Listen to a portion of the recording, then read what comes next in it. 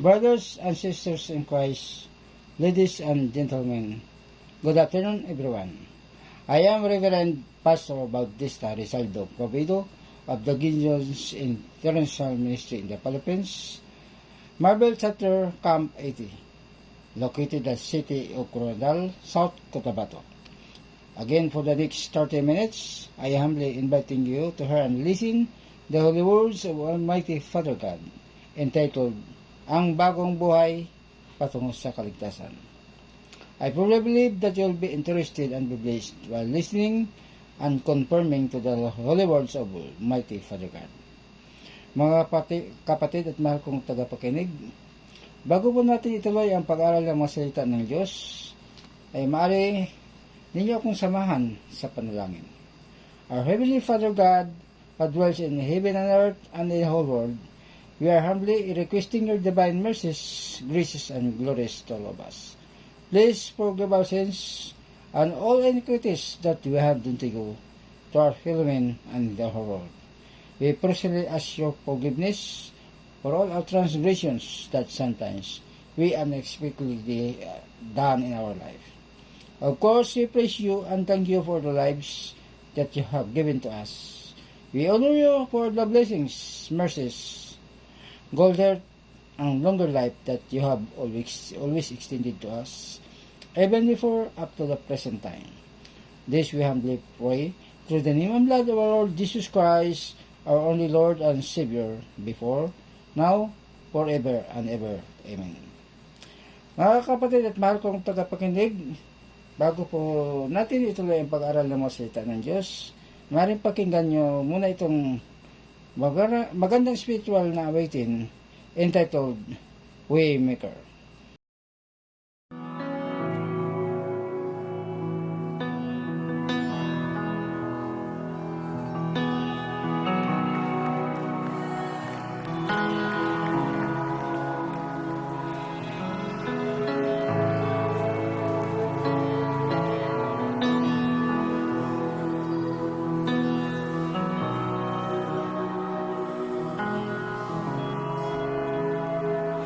You are here, moving in our midst.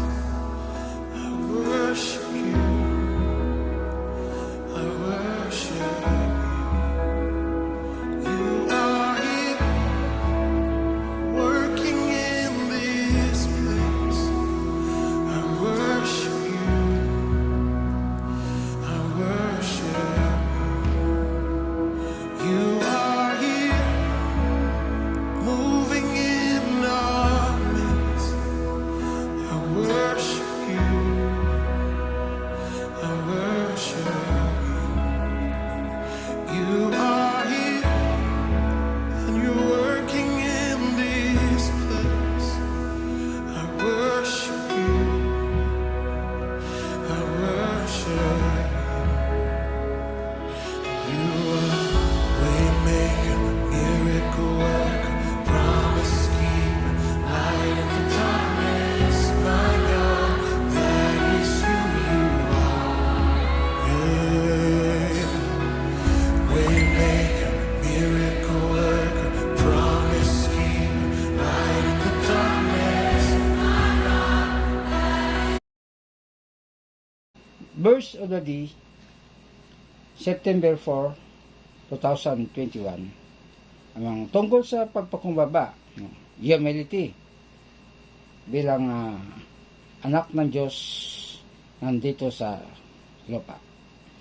Nababasa natin sa Matthew 18, verse 4 and 5. Verse 4, ang sinumang nagpakababa na gaya ng batang ito ay siyang pinakadakila sa mga pinagaharian ng Diyos.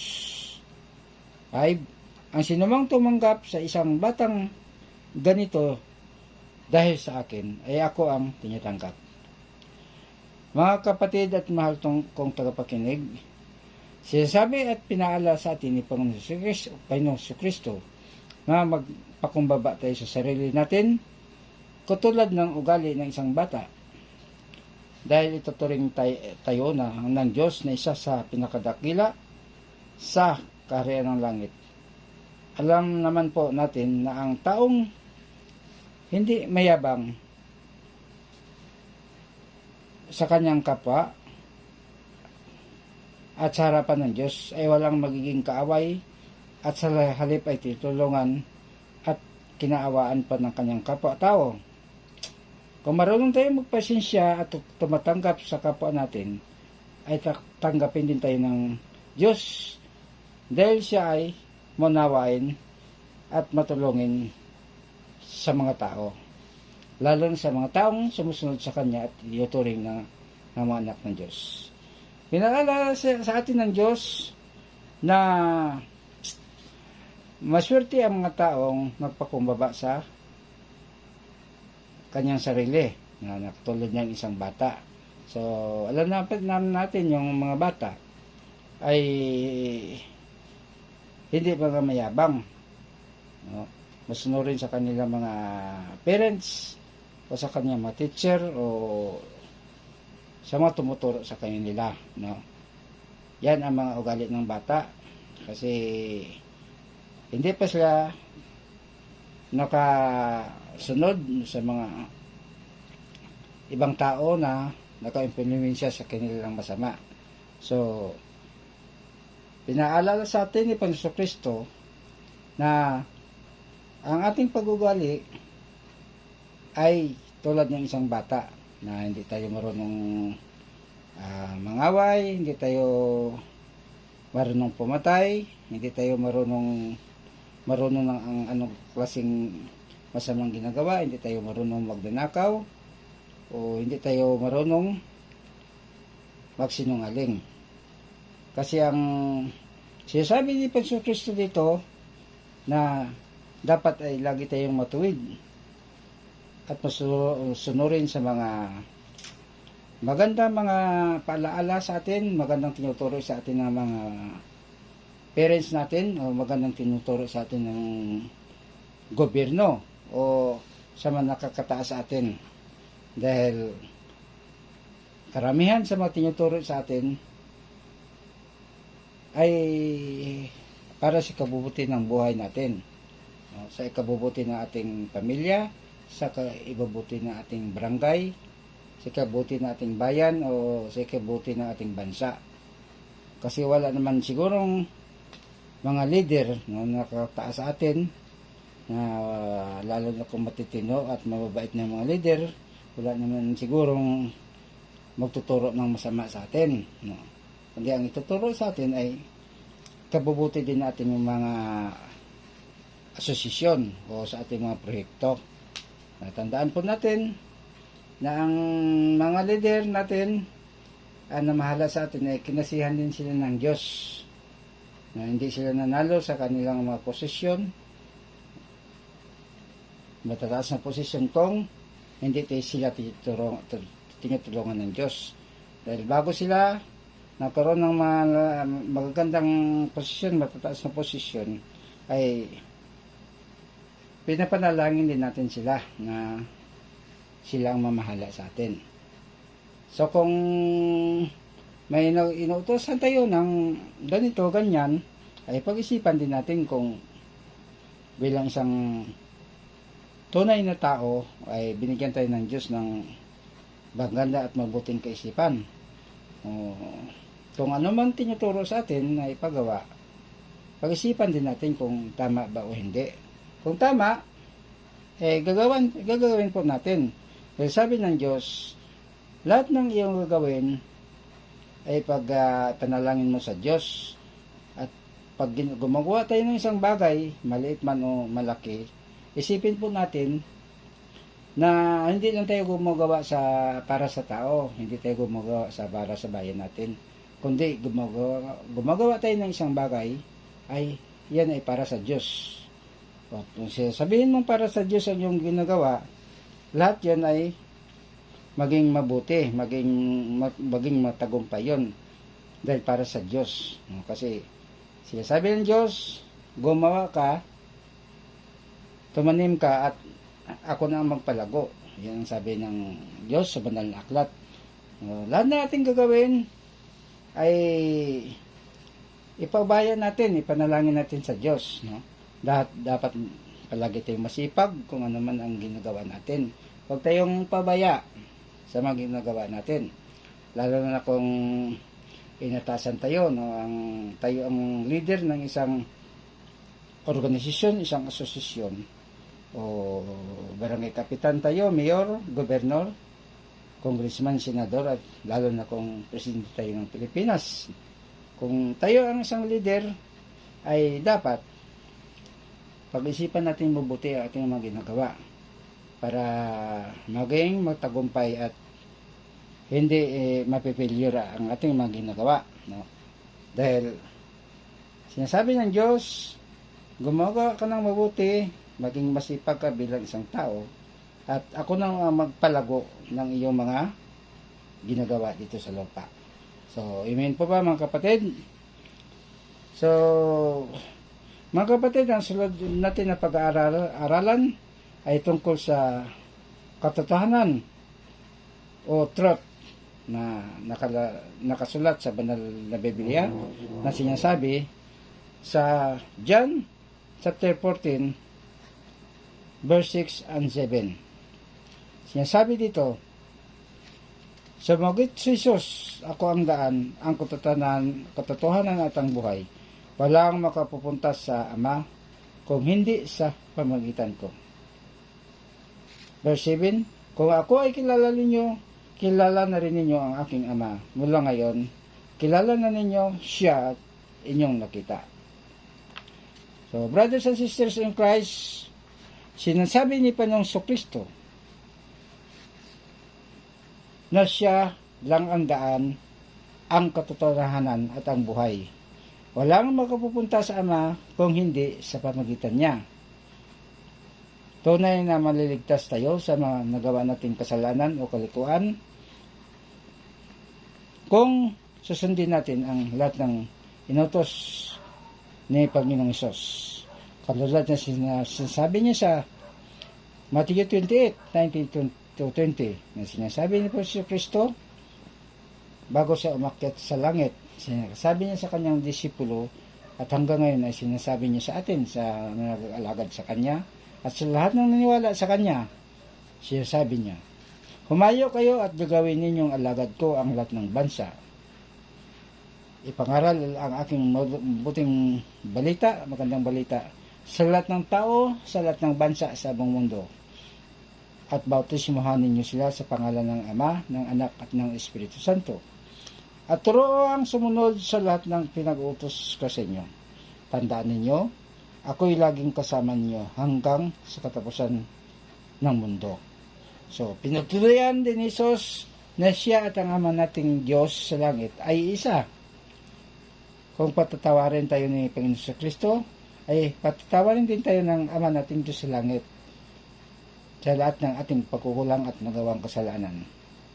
Dahil ang Ama nating Diyos sa langit ay siyang nag-utos kay Panginoon Kristo sa lahat ng mga bagay sa ginagawa niya dito sa lupa.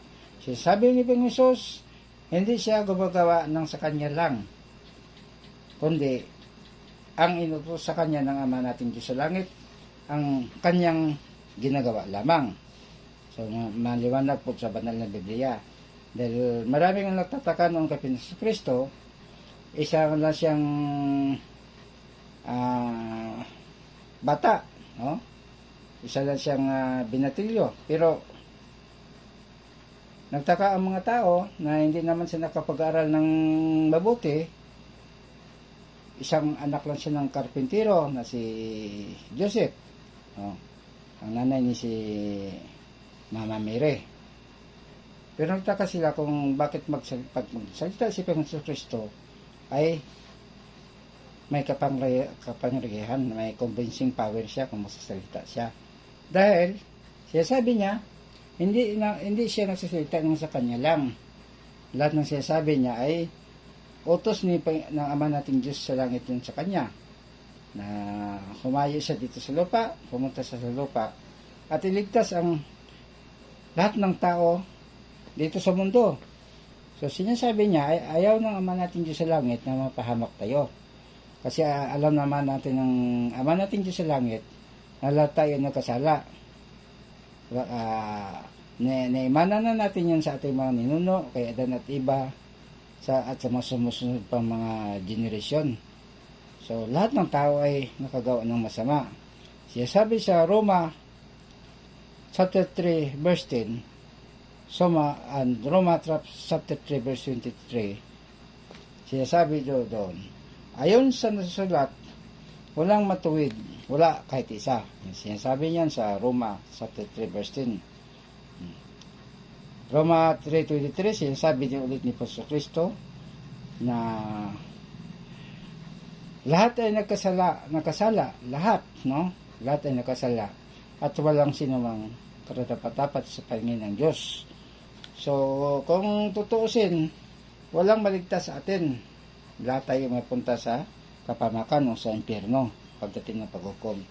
Ngunit dahil sa pag-ibig ng Diyos sa atin, ay pinadala niya kanyang bugtong na anak na si Panginoon Kristo sa lupa upang mangaral ng mabuti at magandang balita sa mga tao. Hindi lang siya sabi sa mga tao sa bansang Israel. Doon lang umpisa yun. Pero siya sabi niya sa lahat ng tao, sa lahat ng bansa sa buong mundo. So kasama ng Pilipinas doon. Kasama tayo sa pangaralan niya ng mabuting balita at magandang balita. At kasama tayo sa maliligtas. Dahil sinasabi niya na lahat ng nananalig sa kanya at sumunod ay kanyang iligtas. Na sinasabi niyan sa Juan, John 3:16, sinasabi ng Ama na Diyos sa langit, for God so loved the world that He gave His only begotten Son. Si Panginoon Kristo yun, ang begotten Son. That whoever believes in Him should not perish, but have everlasting life. So lahat tayo naniwala at nanalig kay Panginoon Kristo ay maliligtas, no? Hindi tayo mapunta sa kamamakan. Dahil yan ang isang pag-ibig ng Diyos sa atin na tinatawag natin na grasya, no? Kahit nagkasala tayo, nagkukulang, ay binigyan pa rin tayo ng karapatan ng Diyos na maliligtas. Basta maghingi tayong kapatawaran sa Kanya at magbagong buhay. Kaya yung sinasabi sa atin na dapat magbagong buhay tayo kapag maligtas tayo sa ating mga kasalanan. Na kung nakagawa man tayo ng kalikuan ng kasamaan, ay huminto na tayo, iwasan na natin at gumagawa na tayo mabuti sa ating kapwa. At pag gumagawa tayo ng mabuti sa ating kapwa, ay gumagawa din tayo mabuti sa Diyos. Na sinasabi dyan, napatunayan natin sinasabi sa John chapter 3 verse 3, na sinasabi niya na sinasabi niya po yung Kristo na most assuredly I say to you, unless one is born again, he cannot see the kingdom of God. Yung sinasabi niya tayo na tayo ay magkaroon ng bagong buhay, new life, no, sinasabi niya. Dahil kung hindi tayo magbabago, hindi tayo makakita ng kaharian ng Diyos. Sinasabi niya. Sinasabi niya sa John 3:5 din, sinasabi niya ulit, most assuredly I say to you, unless one is born of the water and the Spirit, he cannot enter the kingdom of God. So, maliwanag po sa kanya mga utos. Anong sinasabi? When we born of the water and the Spirit, sinasabi niya, dapat tayo ay magbagong buhay, dapat tayo magpabautismo, no? Pabautismo tayo sa tubig at espiritu, katulad yung ginagawa niya, na lumapit siya kay John the Baptist sa Jordan River, Israel, at nagpabaptize siya. Sinasabi sa banal na Biblia na ayaw pa sana ni John the Baptist nagbaptize sa kanya dahil sinasabi sa kanya na Panginoon, hindi nga ako dapat na maghubad ng iyong sandalya o ng iyong sapatos. Hindi ko dapat gawin yon dahil alam na John the Baptist, isang propeta si John the Baptist, alam niya na anak ng Diyos si Panginoon Kristo. Pero sabi ni Panginoon Kristo, kabayaan mo akong gagawin ko ang inutos ng aking Ama ng Diyos sa langit na dapat lahat ay matupad. Dapat lahat ay matupad. So kasama yung sinasabi sa John chapter 3 verse 3, John chapter 3 verse 5 na sinasabi, most assuredly I say to you, unless one is born again, he cannot enter the kingdom of God. Sabi doon ulit na most assuredly I say to you, unless one is born of water and the Spirit, he cannot enter the kingdom of God. So maliwanag po mga kapatid sa kanyang utos ni Panginoon Kristo na lahat tayo ay magbagong buhay, no? Kung nakasala man tayo, kung nagkamali. Pero alam naman ng Diyos, lahat naman tayo nagkasala, na ginagawa nating sinungaling ang Diyos, ginagawa nating sinungaling ang ating sarili. Kung sabihin natin na malinis tayo na hindi nakasala. Lahat ay nagkasala, mga kapatid po. Kaya binigyan tayo ng karapatan ng Diyos ng sapat na panahon upang magbagong buhay at manumbalik sa Kanya. Dahil at ng bagong buhay at nanumbalik sa Kanya ay malugod niyang tinatanggap. Dahil yan ang patakaran ng Diyos. Basta lumapit tayo sa Kanya at maghingi ng tulong ay tinatanggap niya tayo. Na sa Romans chapter 5 verse 8 sinasabi din na but God demonstrates His own love towards us in that while we were still sinners, Christ died for us. So sinasabi John ng Ama ng Diyos sa langit na lahat tayo nakasala. So dahil gusto ni Panginoon Kristo na maligtas tayo lahat, siya namatay sa krus ng Kalbaryo.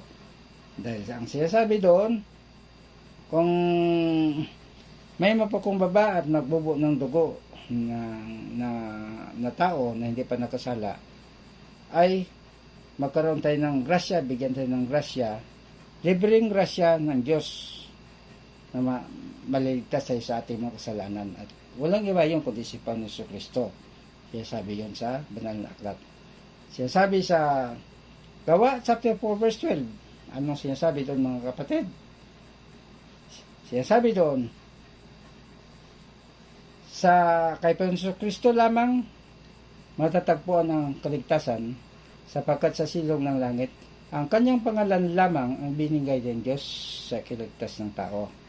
So maliwanag po ang mga utos ng Ama natin Diyos sa langit at nakasulat sa banal na Biblia sa New Testament sa pagkapanahon ito ni Panginoon Kristo, yung bagong tipan.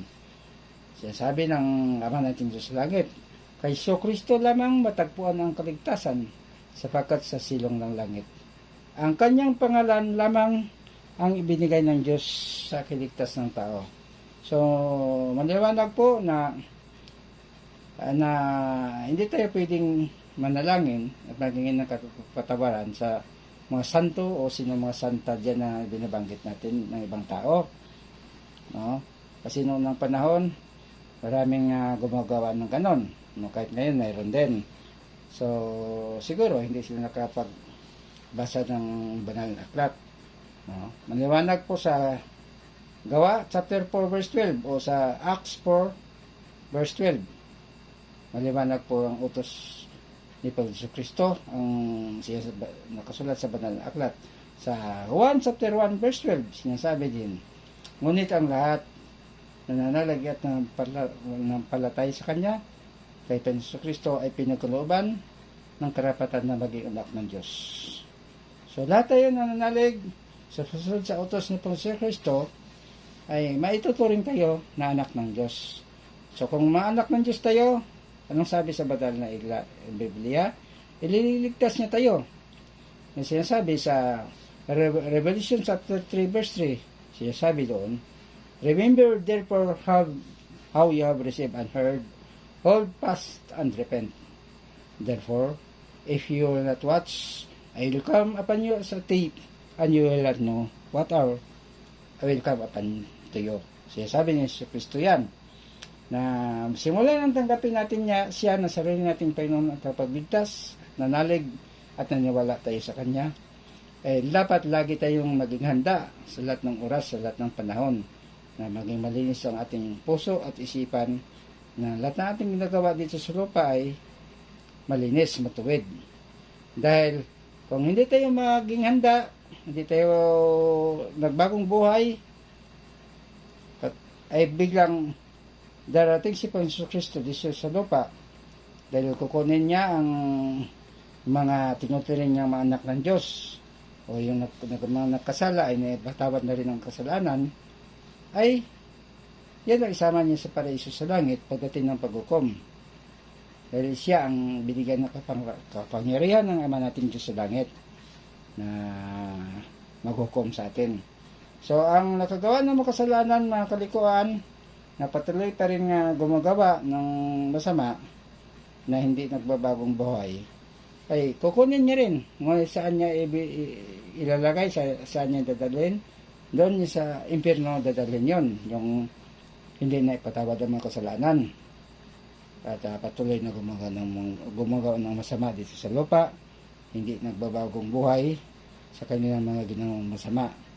So, maliwanag po ang mga utos dito sa banal na Biblia, mga kapatid.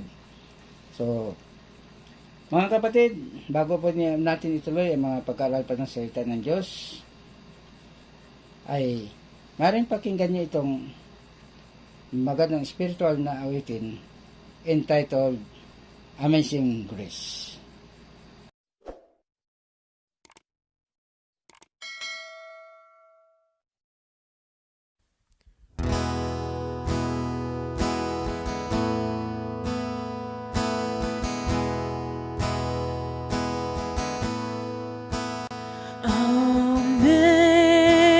Amazing grace, how sweet the sound that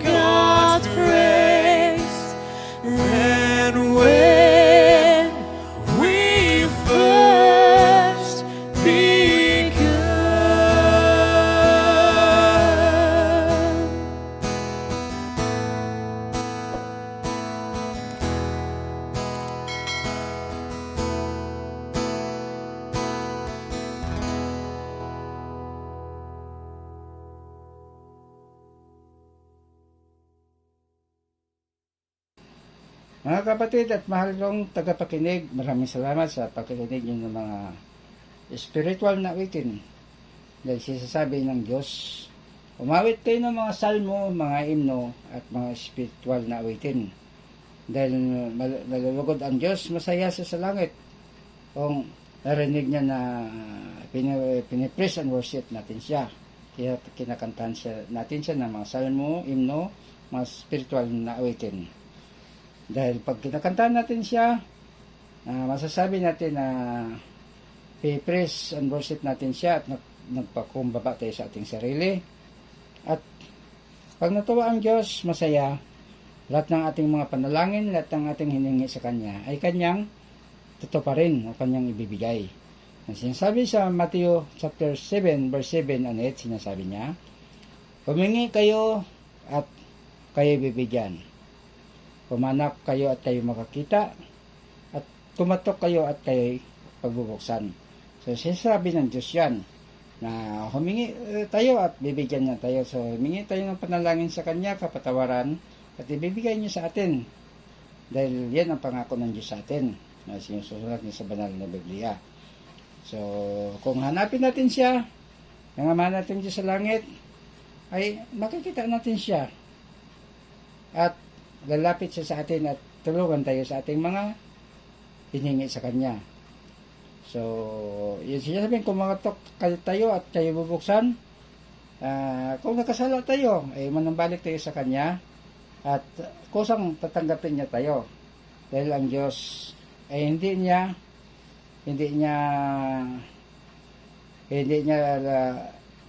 nilalayo ang mga taong gustong lumapit sa Kanya. Ay buong puso niyang tatanggapin dahil ang pag-ibig ng Diyos ay nanatili pa rin sa Kanya at sa atin, sa Kanyang mga anak. Dahil ang gusto ng Diyos ay maligtas tayo sa lahat ng ating mga kasalanan dito sa lupa upang makasama niya tayo sa paraiso sa langit. So, maliwanag po mga kapatid.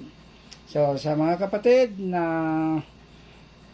mga kalakihan dyan, mga matitikas at mga masisipag na kalakihan, at pinaalala po natin ulit, lalo na yung mga leader natin, na patnubayan natin lahat ng ating mga ginagawa upang makasunod tayo sa mga salita ng Diyos, upang lumago ang ating mga pamilya, mga barangay, bayan, at bansa. Dahil ang taong masipag, siya sabi, ang lahat ng taong masisipag, kung may tiyaga tayo ay may nilaga. So pag binigyan tayo ng karapatan na maging leader ng isang asosasyon, isang barangay, bayan o manbansa, ay pagkatiwala natin sa Diyos ang lahat na ating gagawin. At ipapalago ng Diyos yan. Sinasabi ng Diyos, ikaw ay tumanim, ikaw ay gumawa, at ako ang magpalago sa lahat ng inyong ginagawa. Lalo na kung gumagawa kayo ng lahat ng bagay na sinasabi ng Diyos, gagawa kayo ng lahat ng bagay na para sa akin. Ituturing mo na ang ginagawa mo ay para sa Diyos, hindi para sa tao, hindi lang para sa tao, kundi para sa Diyos. So, amen po ba mga kapatid? Para lumago tayo sa ating mga ginawa, na maiwasan natin yung pagka-failure, iwasan natin ang mga masamang pangyari sa ating mga proyekto, o ano man ang mga pinaplano natin. Isa pa sa Diyos natin lahat yun, mga kapatid. Yan ang sinasabi sa banal na aklat. So, mga kapatid, na mga kalakihan yan, yung mga inaniyahan ko ulit, kung sino sa inyo ang gustong sumali o maging membro ng Gideon's International Ministry in the Philippines, ay pwede kayong subangguni sa akin dito sa Cotabato. May Gideon's Marble Chapter Camp 80 tayo dito. Pwede kayong subangguni sa akin o sa mga kakilala niyo mga Gideon sa inyong mga lugar. Dahil dito ako ang presidente ng Gideon's Marble Chapter Camp 80. dito sa Cotabato. So, pwede kayo maging membro, so mag-donate kayo sa akin at mamigay tayo ng mga libre mga Biblia sa mga tao, sa mga ospital, doktor, nurses, sa mga pasyente. Pwede tayo mamigay din sa mga eskwelahan, sa mga teacher, sa mga pasyente, sa mga estudyante. Pwede tayo mamigay ng mga Biblia sa personnel ng mga military natin, sa mga kapulisan natin, sa mga member ng BJMP o sa mga prisuhan, o kahit sa mga sityos, mga barangays na hindi pa nabigyan ng mga Biblia, ng mga salita ng Diyos, ay pwede tayo mamigay sa kanila. Dahil yun ang isang pinagmahalagang utos ni Panginoon si Kristo bago siya umakyat sa langit. Kung maalala ninyo sa sinasabi sa Matthew 28 verse 18, 19 to 20, sinasabi niya sa kanyang disipulo, 11 disciples, na pumunta kayo sa bundok ng Galilee. Nung dumating sa doon, siya ay sinamba ng kanyang mga alagad, kahit yung iba ay nagdodawa pa, no? Na akala nila namatay na si Panginoon Kristo. Pero tunay nga nabanhaw siya. After 3 days nabuhay si Panginoon Kristo. Yung mga panahon na yon ay tapos na siyang namatay sa krus ng Kalbaryo. Pero nabuhay siya. Sabi niya sa Matthew 28 verse 18, lahat ng kapangyarihan sa langit at sa lupa ay binigay na sa akin. So yun sinabi ni Panginoon Kristo sa mga disciples. Sino nagbigay sa kanya? Ang Ama natin dyan sa langit. No? Lahat ng kapangyarihan sa langit at sa lupa ay binigay na sa kanya, kay Panginoon Kristo. So, sinasabi niya ulit sa verse 19 and 20, kaya humayo kayo sa lahat ng tao, sa lahat ng bansa sa buong mundo, at ipangaral ang aking mabuting balita, magandang balita. At bautismohan ninyo sila sa pangalan ng Ama at ng Anak at ng Espiritu Santo. At turuan sila sa lahat ng pinag-uutos ko sa inyo. Tandaan ninyo, ako'y maging kasama ninyo simula ngayon hanggang katapusan ng mundo. So, yan ang utos ni Panginoon sa kanila. Yan, hanggang ngayon ay inutos ng mga kanyang mga alagad, pingaral ang mabuting balita, magandang balita, hindi lang sa bansang Israel, kundi sa lahat ng tao, sa lahat ng bansa sa buong mundo. Dahil yan ang utos ng Panginoon Kristo sa kanila. So, hanggang ngayon, yan ay nangangaral pa rin tayo ng mga salita ng Diyos dito sa ibang lugar, sa ibang bansa, dito sa Pilipinas. Yung lahat na nag-aalagad, naniwala kay Panginoon Kristo, ay patuloy pa natin na pinalaganap ang kanyang mabuting balita at magandang balita. Kapag sa pagpamigay ng mga Biblia, ng mga Holy Scriptures, Holy Bible sa mga tao. Dahil sinasabi niya sa banal na aklat, sinong makikinig kung walang magsasabi? Sinong makapag-aral kung walang mag-aaral sa kanila? So, ito ang ginagawa natin. So, inanayahan ko kayo na sumagot kayo sa akin. Mamigay tayo ng mga libreng Biblia sa mga tao. Hindi lang dito sa bandang buong Pilipinas, kahit sa lahat ng bansa sa buong mundo ay pwede tayo mamigay ng mga libreng Biblia. So, mga kapatid, ito ulit ang inyong lingkod, si Reverend Pastor Bautista Rizaldo Provedo, na buong napasalamat sa papakinig nyo ng masalita ng Diyos. At inaasahan ko na yan ay makatoldok, ilagay niyo siyang puso at isipan. At sigurado ako na makamit niyo ang buhay na walang hanggan pagdating ng panahon. Dahil yan ang utos ng Panginoong Diyos sa atin. Alam naman po natin na lahat ng utos ng Diyos ay mangyayari, matutupad. Kung hindi man ngayon, bukas, sunod na linggo, sunod na buwan, sunod na mga taon. Kasi sinasabi ng Diyos, mawala man ang lahat ng kalangitan, no? Langit at lupa, mawala man ang karagatan. Ngunit isang salita ko ay hindi mawala. Yan ang sabi ng Diyos. Lahat ng sinasabi ng Diyos ay napakatotoo po siyang sasabi sa banal na aklat. At mangyayari yan lahat mga kapatid. Kaya sinasabi, lagi tayong mga maging handa sa lahat ng panahon, sa lahat ng oras upang pagbalik ni Panginoon Kristo dito sa lupa ay maisama na niya tayo sa paraiso sa langit, na maging masaya ang Diyos kung lahat ng kanyang mga anak ng Diyos, lahat ng tao dito sa lupa ay napunta sa paraiso sa langit. Dahil yun naman ang mission niya, no? Mission ni Panginoon Kristo sa lupa. So mga kapatid, bago po natin wakasan ang programang ito, ay maring samahan niyo ako sa panalangin. Mapangyang Ama naming Diyos sa langit, at dumaan itong buong langit at lupa at sa lahat ng tao, mga bagay dito sa mundo, pinasalamatan ko namin ng buong puso at kaluluwa sa mga buhay na pinagkaloob mo sa amin. Maaari po patawarin mo kami sa aming mga pagkukulang at mga nagawang kasalanan. Pinagsisihan po namin ang mga nagawang kasalanan. Panginoon Kristo, pumasok sa aming puso at tulungan mo kami sa mga suliranin at alisin mo ang mga masamang sakunat pangyayari dito sa mundong ginagalawan namin. Bigyan mo pa kami ng masagana at mapayapa pa mong buhay at mahabang buhay simula ngayon magpa hanggang katapusan. Panginoon Kristo, pisalamatan ka namin sa mga lahat ng bagay na binigay mo na muna sa amin. Ikaw ay namatay, ngunit subalit sa ikatlong araw, ikaw ay nabuhay.